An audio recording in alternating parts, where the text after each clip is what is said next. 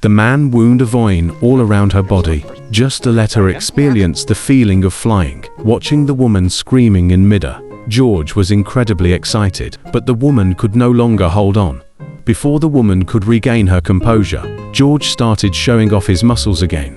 Ever since Ursula came into George's world, he would get really unhappy if he couldn't lay eyes on her, even for a moment.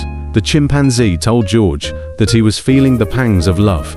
In order to make the woman fall in love with George, the chimpanzee decided to teach him personally how to express his affection. Before long, George invited Ursula to the side of a small stream, deep in the dense forest. Ursula happily told George that these days had been the happiest time of her life. The atmosphere gradually turned rather intimate. At that moment, he suddenly remembered the courtship moves taught by the chimpanzee, so he began to try puffing out his cheeks and puckering his lips.